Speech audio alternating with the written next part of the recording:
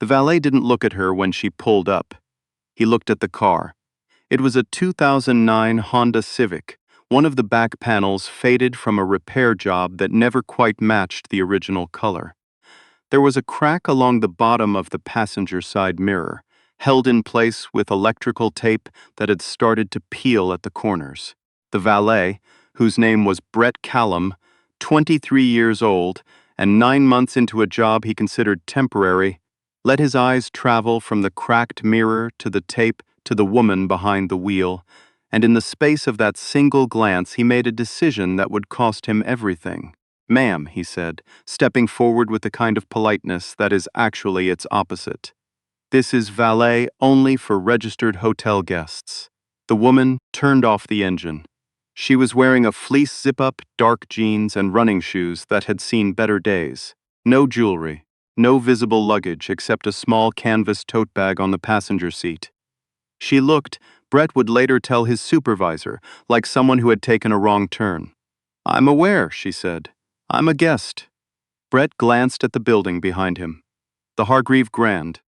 42 floors of glass and brushed steel on the waterfront in Vancouver, British Columbia. 412 rooms, starting at $680 a night. A spa on the 38th floor. A restaurant with a 14-week waiting list. The kind of hotel that had a specific type of guest, and Brett Callum had been working the front drive long enough to believe he knew what that type looked like. "Can I see your reservation confirmation?" he said. The woman looked at him for a moment. Her name was Imara Asante. She was 44 years old, black, and she was dressed exactly the way she had dressed every morning for the past 22 years, for comfort, not for performance. She had stopped performing a long time ago. She had learned, in a way that took years and cost more than it should have, that the performance never helped. The room still went quiet when she walked in. The assumptions still formed before she opened her mouth. So she had stopped trying to manage what other people decided about her in the first second, and she had started managing what actually mattered. What actually mattered, on this particular Thursday morning in late October, was that she had a 9 o'clock meeting on the 41st floor and a carry-on bag waiting at the front desk because she had called ahead to arrange early luggage storage. She did not reach for her phone to show Brett her confirmation. "My name is Imara Asante," she said. "My reservation is under that name. You can verify it at the desk." Brett held her gaze for exactly 1 beat too long. Then he said, in a voice that had just enough warmth in it to be technically polite, "I'll need to see something before I can park the vehicle." Behind Imara, a silver Mercedes pulled up. Brett stepped around her car without another word, opened the Mercedes door, smiled at the man who stepped out, took his key, handed him a ticket, and called him sir. Imara watched all of it. Then she picked up her tote bag, got out of the car, and walked into the Hargreave Grand through the front door.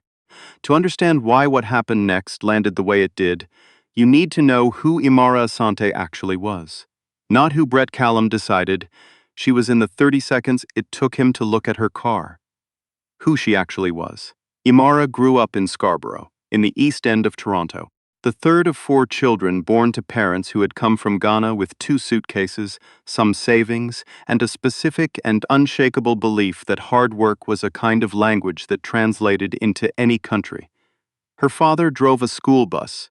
Her mother cleaned offices in the financial district, overnight shifts, home by 6 in the morning, asleep before Imara left for school. They lived in a semi-detached house on a street where the sidewalks buckled in the summer heat, and the corner store had been the same family for 30 years. It was not a hard childhood in the way that people use that word to mean broken. It was a careful childhood, measured. Every dollar counted twice, and every opportunity treated like the rare thing it was. Imara was accepted to the University of Toronto at 17. She studied architecture because she loved the idea of building things that lasted, things that changed the landscape around them, that said something permanent about the people who made them. She graduated with a university medal. Nobody in her family had ever received one before. Her mother framed the citation and hung it in the hallway next to a photograph of Imara's grandmother standing outside a church in Accra. She spent 5 years at a firm in Toronto, learning how other people did things. Then she spent 3 years deciding she could do them better. At 31, she founded Groundline Studio with a second-hand drafting table, one employee who was also her closest friend, and a commission for a community recreation center in Winnipeg that most of the established firms had passed on because the budget wasn't big enough to be interesting. The recreation center won a Governor General's Medal in Architecture. After that, things moved. By the time Amara was 44, Groundline Studio had offices in Vancouver, Calgary, and Montreal. They had designed 16 public buildings, 3 of which were now studied in architecture schools across the country.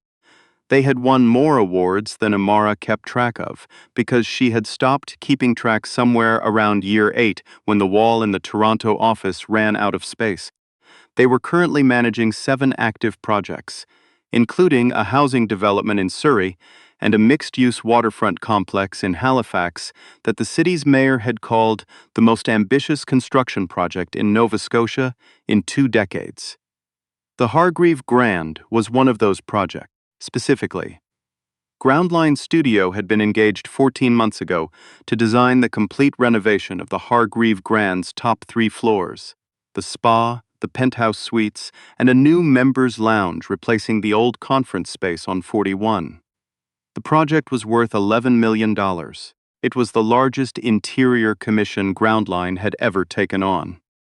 Amara had flown in from Toronto the previous evening, stayed the night in a hotel across the street because the Hargreaves' rooms were under partial renovation, and arranged to use a guest room on the 32nd floor this morning for the duration of the week's site meetings. She had been in contact with the hotel's general manager, a man named Gordon Holt, for the better part of a year. Gordon did not know she was arriving in a 2009 Civic with a cracked mirror. He knew her work. He knew her reputation. He knew her firm's name was on every contract document that had passed through his office for the last 14 months. He did not know what she drove or what she wore on a Thursday morning when she had a site walkthrough at 9 and a concrete delivery to supervise at 11. Imara walked through the lobby without stopping. The lobby was everything the renderings had suggested. Marble, warm light, the sound of water from a feature wall near the concierge desk.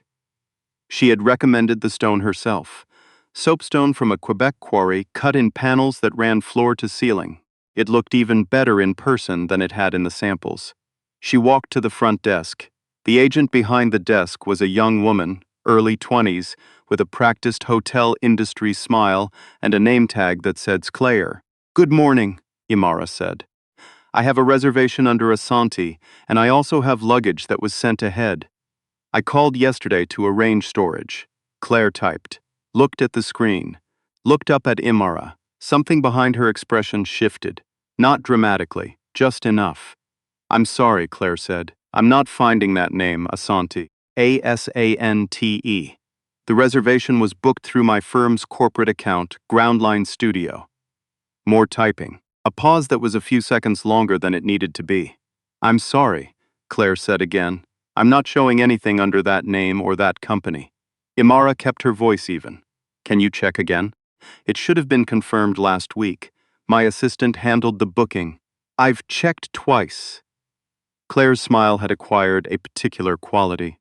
Not unkind, exactly, but with a careful distance in it, the distance of someone who has already made a determination and is now managing the conversation toward a conclusion. "Do you have a confirmation number?" "I don't have it in front of me, but I have the account holder name and the firm's corporate card number if that helps." "I'd really need the confirmation number to pull it up." Behind Amara, the lobby was moving at the quiet, efficient pace of a luxury hotel in the morning. A bellman pushed a brass luggage cart across the marble. Somewhere near the elevator bank, 2 men in suits were talking in the low voices of people who had already had their coffee and were now solving problems. A woman in a white bathrobe crossed from the elevator toward the spa corridor unhurried. None of them were asked for confirmation numbers. "I'd like to speak with a manager," Amara said. Claire nodded. The nod of someone who expected this request and had already decided how to process it. She picked up the phone at her station, spoke briefly, set it down, and said, "Someone will be right with you. If you'd like to wait over there." She gestured toward a seating area near the window. Low chairs, a round table with a bowl of fruit. Imara did not move toward the chairs. "I'll wait here, thank you." Claire looked at the counter between them. Then she began typing again. The manager who arrived 3 minutes later was a man named Paul Deschênes. He was 51 years old, broad, with the unhurried authority of someone who had spent 30 years in hotel management and had learned to handle every kind of situation with the same measured tone. He wore a dark suit, a pressed white shirt, and the specific expression of a man who has been called out from something more important and is working hard not to let that show. He looked at Amara with the polite, completely neutral expression of someone conducting an assessment they haven't admitted to themselves they're conducting. "Good morning," he said. "I understand there's some confusion about a reservation." "Not confusion," Amara said pleasantly. "My reservation isn't appearing in your system. It was booked through Groundline Studios' corporate account. I'd like it located, and I'd also like my luggage, which I arranged to have stored here yesterday." "And your name is?" "Imara Asante." Paul looked at Claire. Claire gave a small, precise shake of her head. "Mrs. Asante," Paul said, with the tone of a man choosing his words very carefully. "We're not showing a booking under that name or that company, and I want to be transparent with you. For stays of this kind, our corporate accounts do have a specific booking protocol. If the reservation wasn't made through the correct channel, it's possible it simply didn't go through." "It went through," Amara said. "My assistant received a confirmation email. Do you have access to that email?" Amara looked at him steadily. "I don't have my laptop with me. It's in the luggage I arranged to have stored here."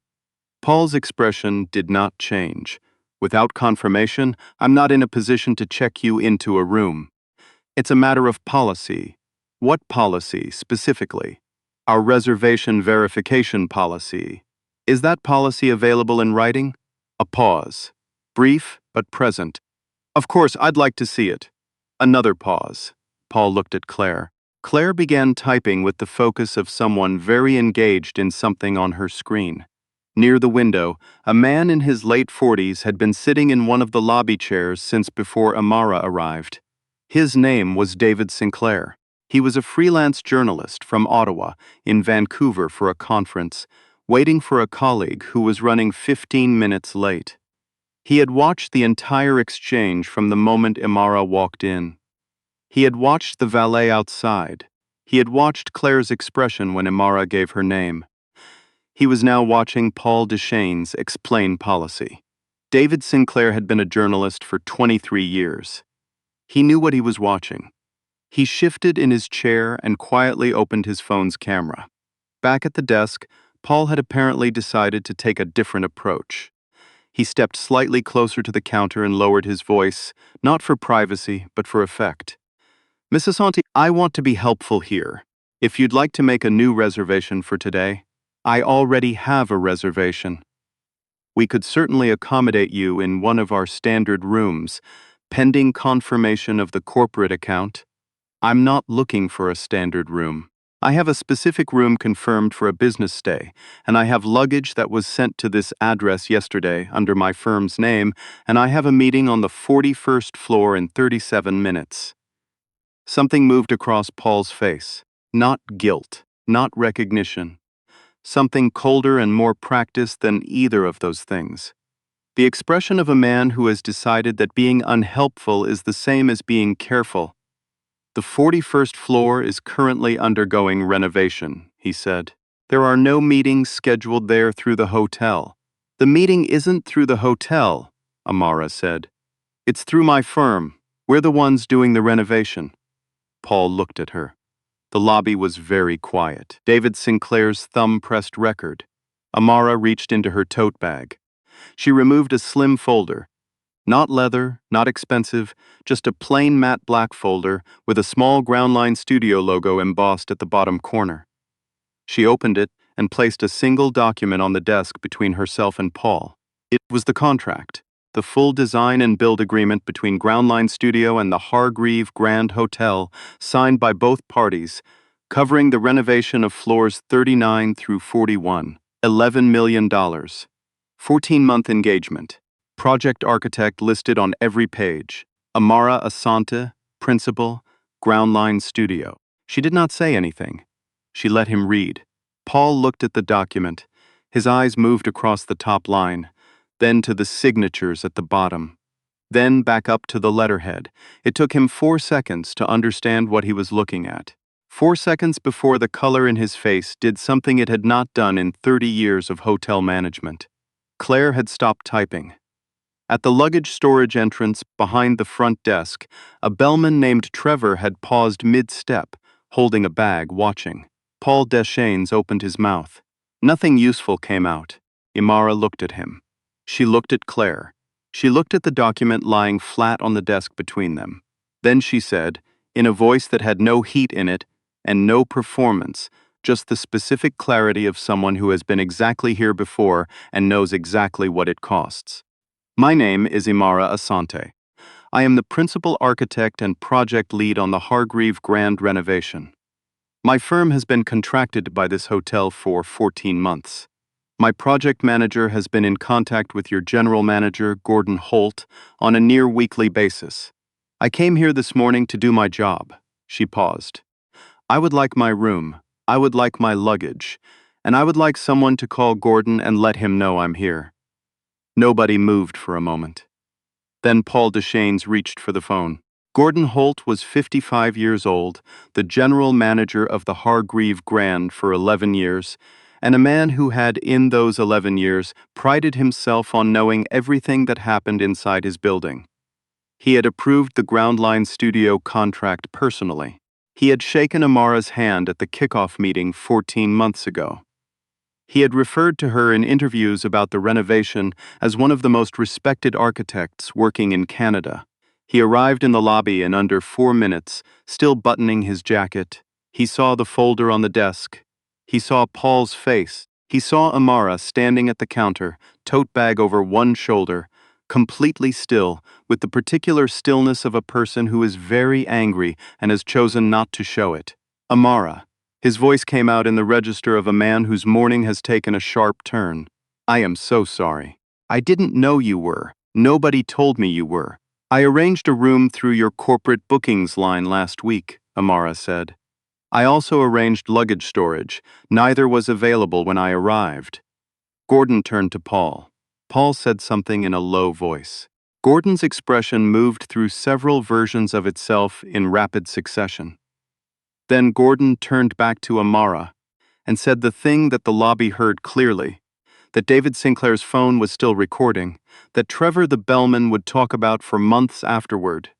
This should never have happened. I want to be clear about that.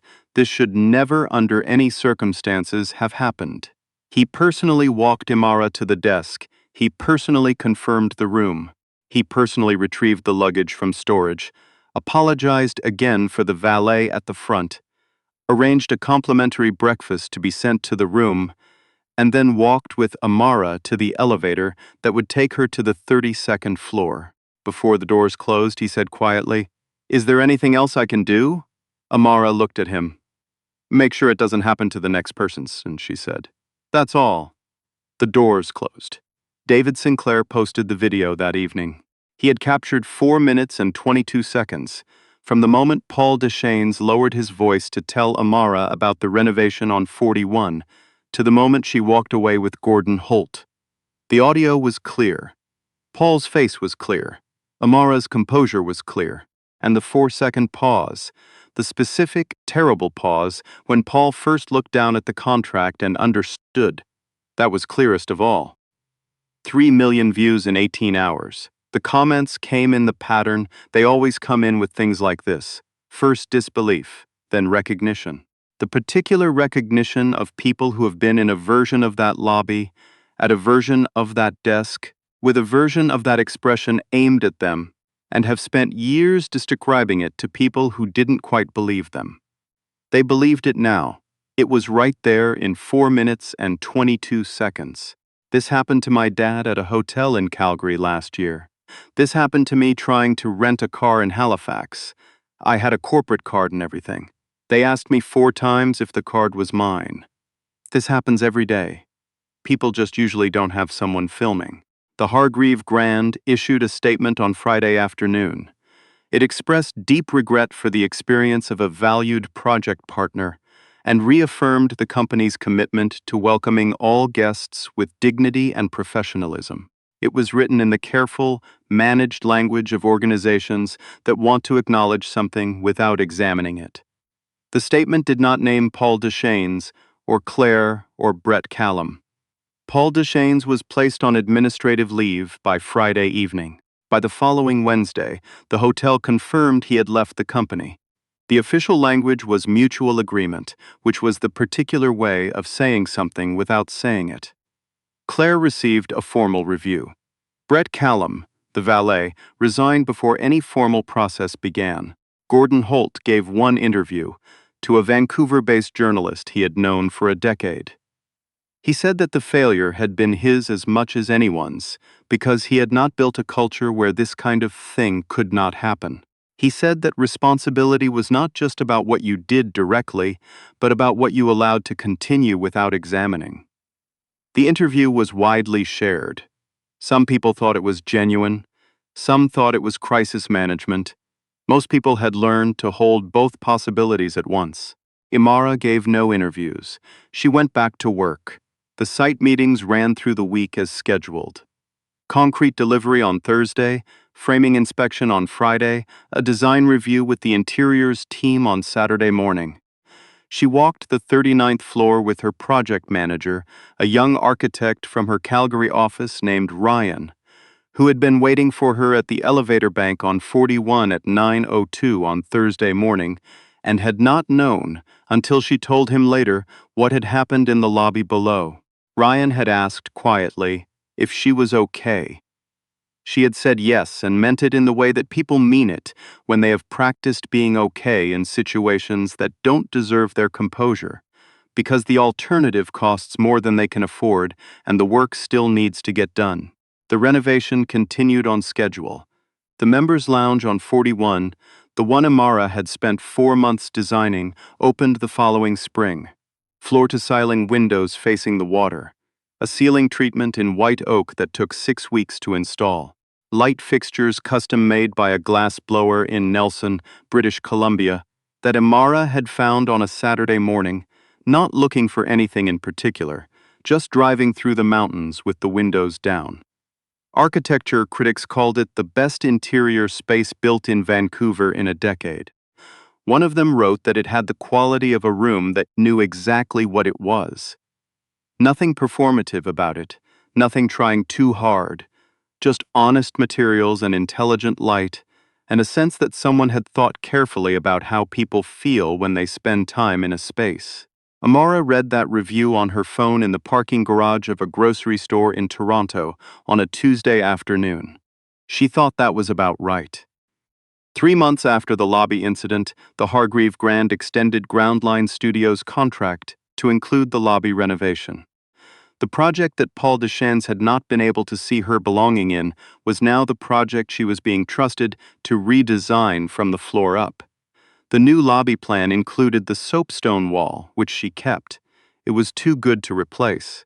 But she changed the desk layout, opened the sight lines from the front door to the back, removed a partition that had made the space feel divided, and added a reception point near the entrance so that the first thing you encountered when you walked into the building was someone who was there specifically to see you. She wrote that into the design brief herself. She didn't hold a press conference about it. She didn't post about it. She just redesigned the lobby and went back to work. The David Sinclair video stayed in circulation for months. It became part of a broader conversation, not just about hotels, not just about Vancouver, but about the particular arithmetic of assumption, about the weight of a glance, about what it costs to be the person standing at the counter who has not yet been allowed to show what they know. It became part of the conversation that already existed, the one that had been happening in living rooms and break rooms and cars on the highway for years, and that needed only the right 4 minutes and 22 seconds to make itself legible to the people who hadn't been paying attention. Ryan, the project manager, printed the architect's review of the members' lounge and taped it inside the site trailer on 41. Imara saw it there 3 weeks into the lobby project and said nothing about it. But she left it there. I want to ask you something before you go, and I want you to sit with it honestly. Not about Imara, not about Paul or Brett or the hotel. About the lobby. About the moment before any of it was resolved, when a woman was standing at a desk being told her name wasn't in the system and nobody around her said a word. David Sinclair was there. He filmed it. That mattered. But he was also a journalist with 23 years of professional instinct telling him something important was happening. Most people in that lobby were not journalists. Most people in that lobby were just people. And they stayed quiet. I think about that part a lot. I think about what it would take to be the person who doesn't stay quiet, who doesn't decide it's not their business, or that they might be misreading it, or that speaking up would make things awkward. I think about how many lobbies and desks and counters there are in this country where someone is standing exactly where Amara stood, without a contract in their bag and without a camera running, and the room is just as quiet. What would you have done? I want to know. Leave it in the comments, honestly. Not what you wish you'd done, what you actually think you would have done, in that moment, in that lobby, before you knew how it ended. If this story stayed with you, share it. That's how these conversations reach the rooms where they're actually needed. Like the video, subscribe to Hollow Stories, and I'll see you in the next one.